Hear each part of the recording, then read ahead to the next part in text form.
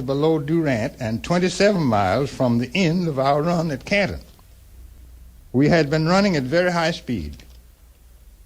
Weather and visibility were fairly good, and Casey Jones hoped to bring us in on time at 4:05 a.m. Our engine was one specially built for these trains by the Rogers Locomotive Works and had drivers 6 feet tall. On today's fine road beds, it would have traveled 100 miles an hour, possibly more. We may easily have reached that speed, and we certainly reached 90 often. The section of the line from Memphis to Grenada had recently been purchased from another railroad, and the track had pretty light rail. This fact, rather than the fast schedule, I think, caused some of the engineers to pass up the job on that fast train. From Grenada to Canton, however, the rails were standard weight. Anyway, the time was made up, put Casey in a good humor, and he talked and joked with me all along. "Sim," he said, "if you keep the old girl hot, we'll go into Canton on time." I said, "Well, I'll keep her hot," and naturally I did.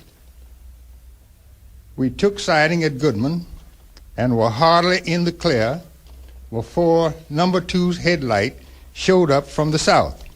After it passed, we backed out on the main line and began the last 27 miles of our trip.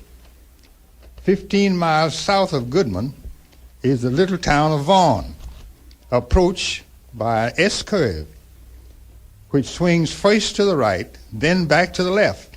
Naturally, on this type of curve, the engineer and fireman of the steam locomotive cannot see the track ahead at the same time. As we entered the curve, I put in a fire and climbed up and looked out of the cab window on my side,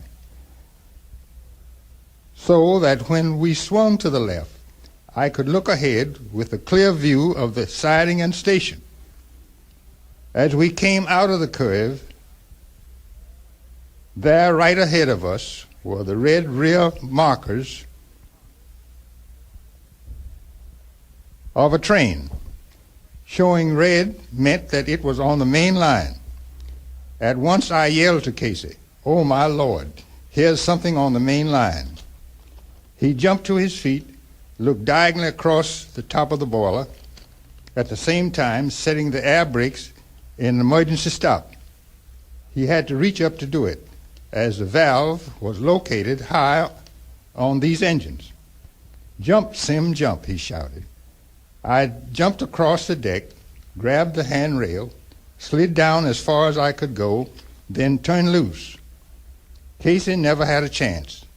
The engineer's seat on one side and the long boiler which divided us, the cab, on the other side, made escape practically impossible. Hitting the ground knocked me unconscious. I woke up about 30 minutes later to hear voices say, "Here he is." When I was able to talk, I asked about the engineer, and they told me Casey was killed.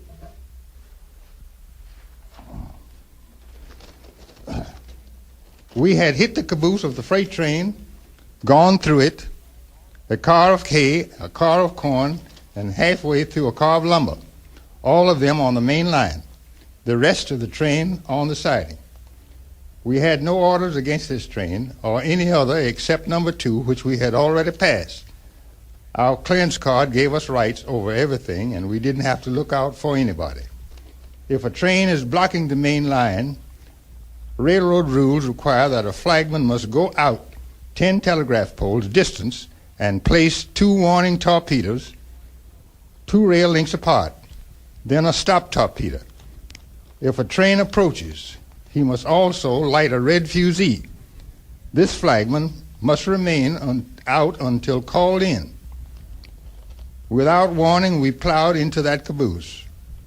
The wreck occurred at 3:52 a.m., and as we had only 12 miles to go, with a clear track, we probably would have arrived at Canton safely on time. If we had been properly warned, Casey Jones might have been alive today.